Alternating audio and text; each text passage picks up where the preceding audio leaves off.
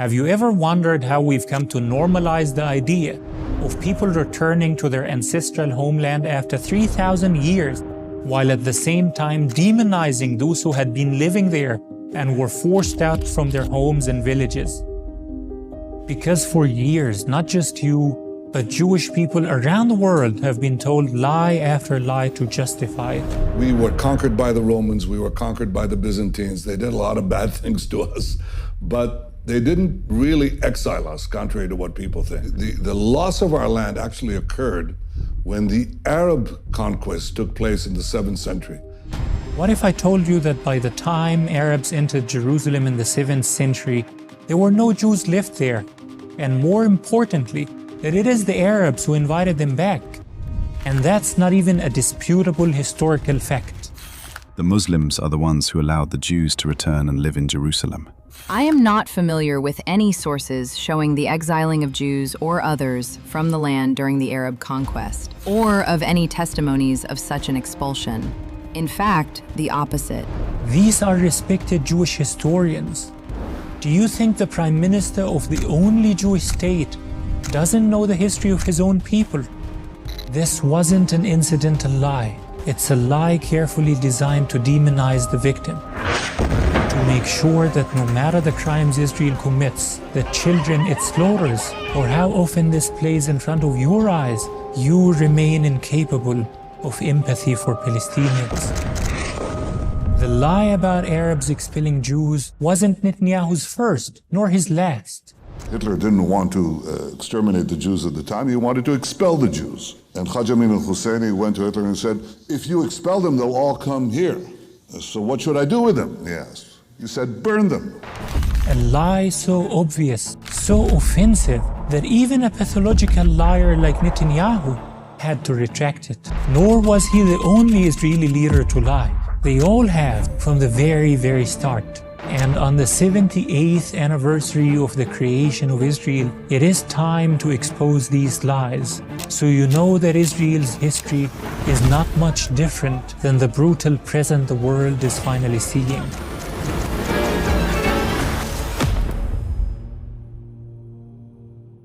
You've heard many times that Israel accepted partition, that it wanted peace with its Arab neighbors, but that is a lie.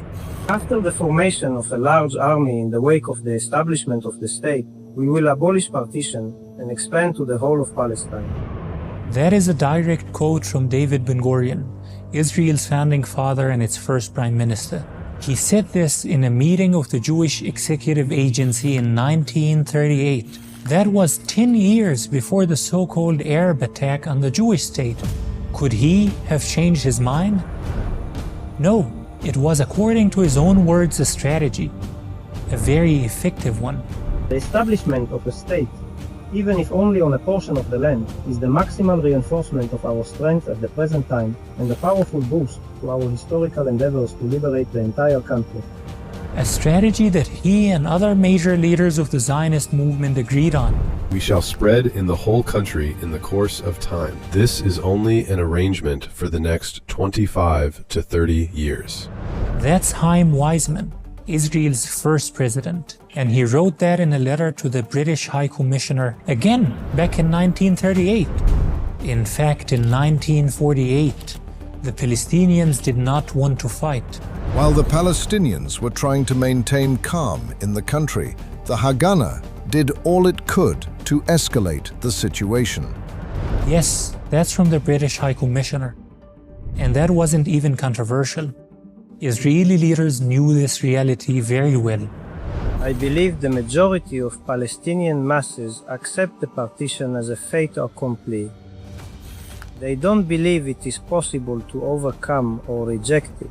The decisive majority of them do not want to fight us. So why was there a war? Because these Zionist leaders didn't just want part of the land. They didn't want all land either. They wanted it all empty of Palestinians. The total population of the Jewish state at the time of its establishment will be about 1 million, including almost 40% non-Jews. Such a population composition does not provide a stable basis for a Jewish state. There can be no stable and strong Jewish state so long as it has a Jewish majority of only 60%. And their solution for this was ethnic cleansing.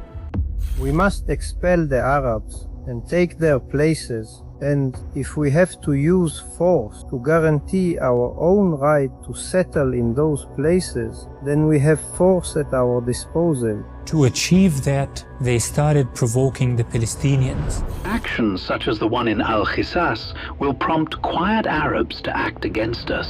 Our actions against Qisas ignited the Galilee, and this was a good thing. They knew the Palestinians didn't want to fight, but they started provoking them, terrorizing them, so they could ethnically cleanse them. It is impossible to expel 114,000 people who lived in the Galilee without terror. There had to have been an element of initial terror for them to leave. They did it through massacres all over Palestine, in Tantura. השתוללו בטנטורה, זה היה משהו נורא. טנטורה היה כפר עשיר, בתים יפים, גרים כמו אירופאים, אתה יודע, וגם אנשים היו לבושות ויפה, וזה באמת היה כפר... אחד אנס שם איזה ילדה בת 16, משהו כזה. אתה מבין? אבל זה מכוער מאוד, והשתיקו את הדבר הזה. והיו חבר'ה שלקחו את הלוויורים, ורדפו אחרי חבר'ה ושרפו אותם. זה היה משהו זוועתי, וזה אסור לספר, אני לא אדבר על זה, כי זה יכול להיות סקנדל שלם מהעניין הזה. In Safsaf. In Safsaf, after the inhabitants had raised a white flag, the soldiers collected and separated the men and women, tied the hands of 50-60 Falahin peasants, and shot and killed them and buried them in a pit. Also, they raped several women. In Al-Dawaima. Cultured officers had turned into base murderers, and this not in the heat of battle, but out of a system of expulsion and destruction. The less Arabs remained, the better. This principle is the political motor for the expulsions and the atrocities. In Haifa. This British intelligence report describes the attack on Haifa. There was considerable congestion outside the East Gate of hysterical and terrified Arab women and children and old people, on whom the Jews opened up on mercilessly with fire. And in the infamous Deir Yassin. I saw cut-off genitalia and women's crushed stomachs. It was direct murder. Soldiers shot everyone they saw, including women and children. Parents begged commanders to stop the slaughter, to please stop shooting. יושבים בחדר, משפחה, אתה זורק פנימה רימון, אז מה הפלא שהרימון קורע אותם? זה היה דבר נורא. עד היום לא אשכח את זה. היה שם עץ גדול, והיה קשור אליו בחור ערבי, והעץ הזה היה אחרי שריפה. צרפו. קשרו אותו וצרפו. There was a feeling of considerable slaughter, and it was hard for me to explain it to myself as having been done in self-defense. My impression was more of a massacre than anything else.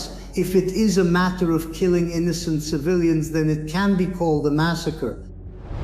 הם לקחו והעמידו 10-15 ערבים בשורה ליד קיר, גברים, נשים וטף, וירו בהם ככה. You can hear directly from the Irgun commander at Deir Yassin explain why they did it with such brutality. רוצה לשמוע את האמת? עד היום. האף שלי בשמיים. ב9 לאפריל נכבשה דיר יאסין. וכולם התחילו לברוח. מדוע הם צעקו דיר יאסין עלינה? הם ברחו מחיפה, ברחו מיפו, ברחו מכל... הכל בגלל דיר יאסין. דיר יאסין עלינה, הפחד של דיר יאסין. לו היו אז עוד 3-4 דיר יאסינים בארץ ישראל, לא נשאר אף ערבי אחד בארץ. ממה את חושבת כל הפליטים האלה במדינות? בלבנון, בירדן, בסוריה, ממה? בגלל מי? אני יודעת בגלל מי? יש יהודי אחד שיכול להגיד זה בגללו.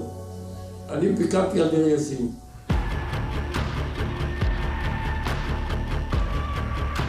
Do you need more evidence on who was the oppressor and who was the victim? Because there is. All of this was the result of direct orders from David Ben-Gurion. We walked outside, Ben-Gurion accompanying us. Alton repeated his question, what is to be done with the population? David Ben-Gurion waved his hand in a gesture which said, drive them out. That's a testimony from future Israeli Prime Minister Yitzhak Rabin, who was personally involved in the ethnic cleansing of the Palestinians. And David Ben-Gurion didn't just order the ethnic cleansing, he even ordered the brutality against women and children. We need to harm them without mercy, women and children included. Otherwise, this is not an effective reaction.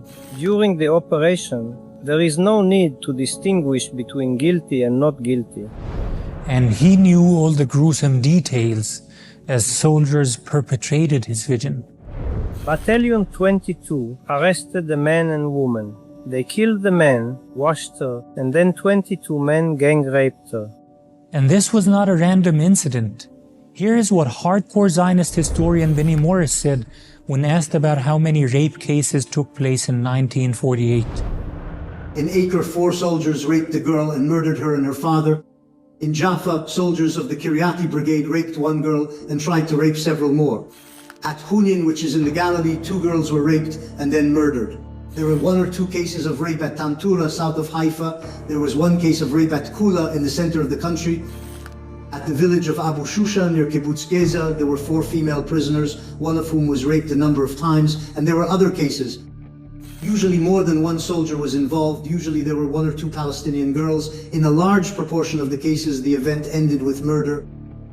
Because neither the victims nor the rapists like to report these events, we have to assume that the dozen cases of rape that were reported, which I found, are not the whole story. They are just the tip of the iceberg.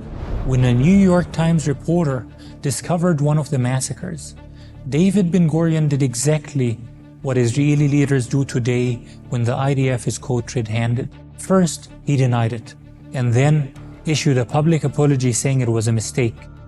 But 3 months later, he included the bombing that resulted in the murder of 5 Palestinian children in a list of successful operations. Of course, Israeli leaders considered it successful. You heard the Israeli commander at Deir Yassin explain why.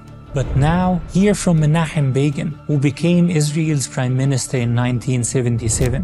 In 1948, Begin was the leader of the Irgun, the Jewish terrorist group that committed many of those massacres.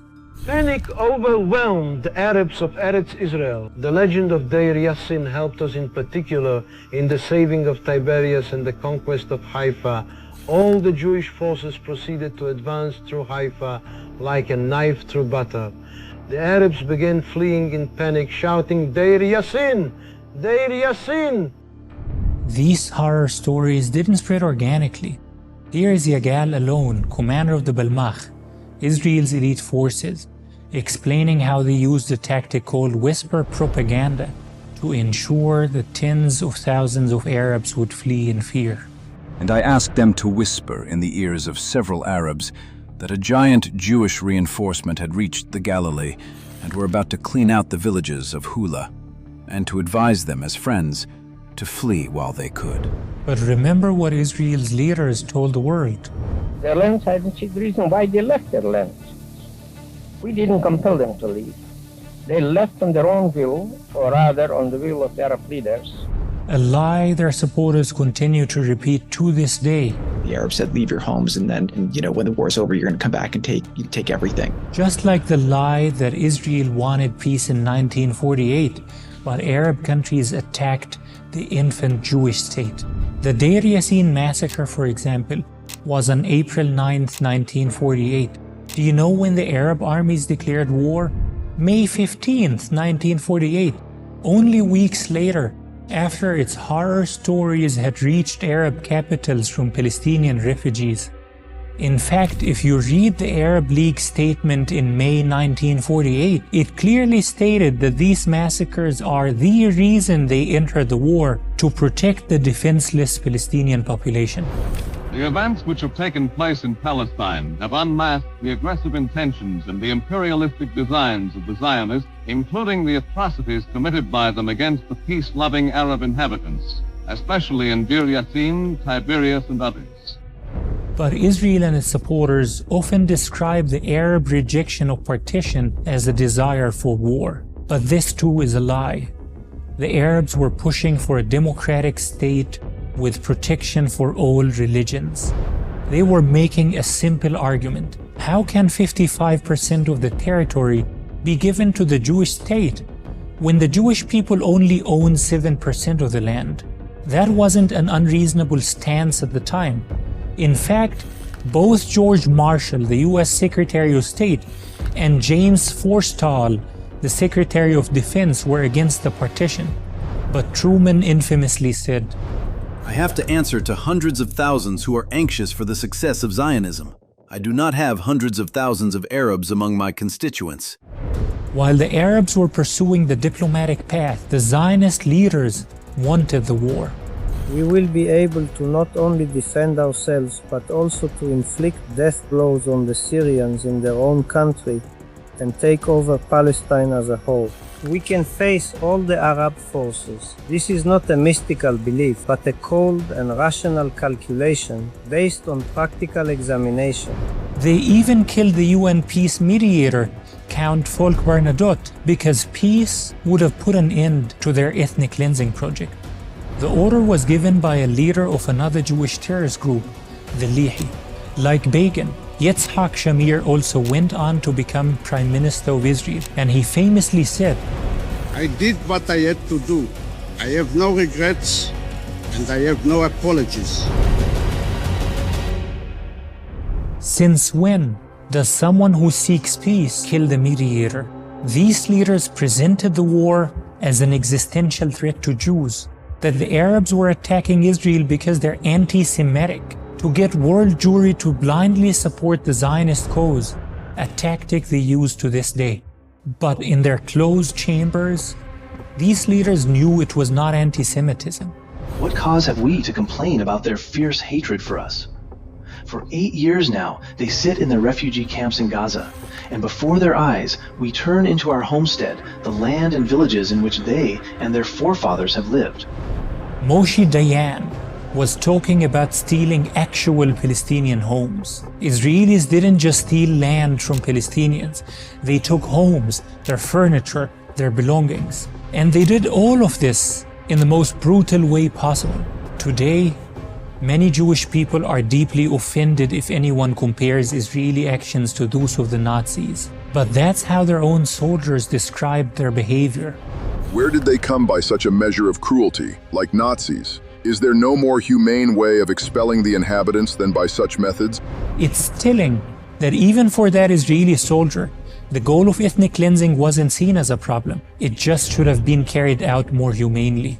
And it wasn't just young soldiers that compared IDF actions to those of the Nazis. I couldn't sleep all night. I felt that things that were going on were hurting my soul, the soul of my family, and all of us here. Now Jews too have behaved like Nazis, and my whole being is shaken. All of these crimes were not a secret back then. When a real and final catastrophe should befall us in Palestine, the first responsible for it would be the British, and the second responsible for it, the terrorist organizations built up from our own ranks. I am not willing to see anybody associated with those misled and criminal people. The criminal people Albert Einstein is referring to here are the Irgun and the Lihi, the Jewish terrorist groups whose leaders Israelis later elected as prime ministers. Begin and Shamir also founded the Likud, the party that Benjamin Netanyahu now leads. After all the lies and manipulation, the world doesn't know any of this. They only know this infamous quote from Golda Meir.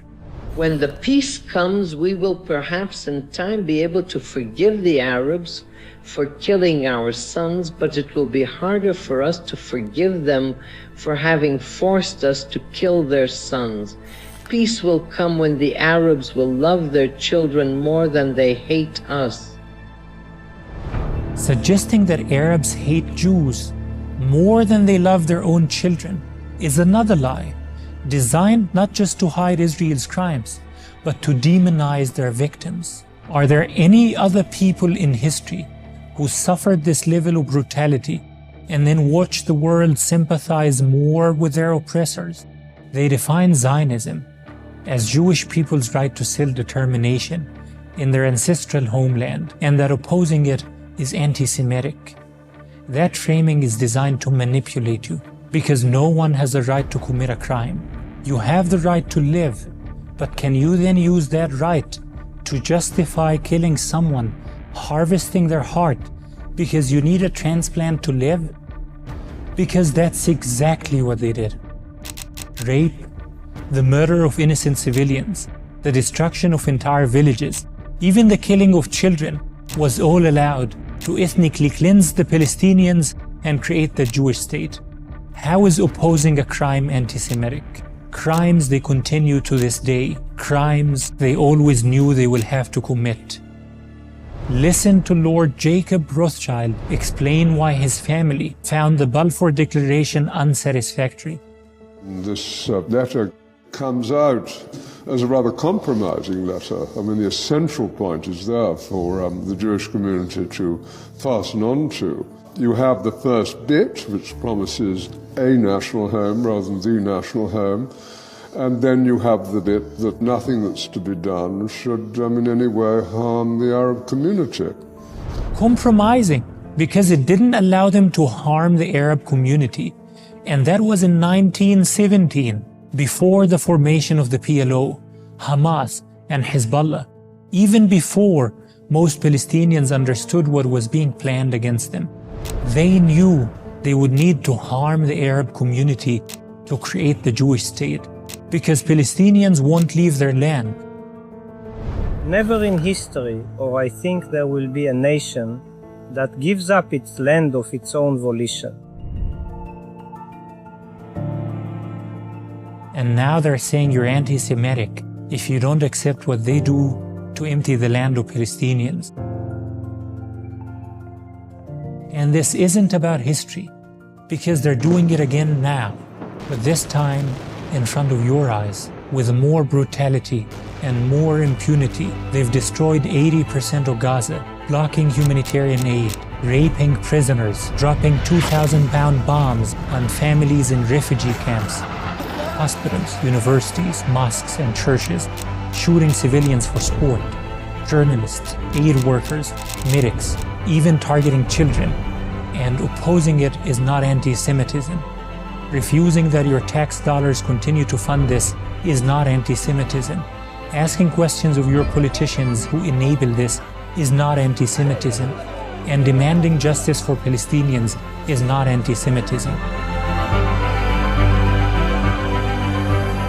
Have empathy for Palestine now.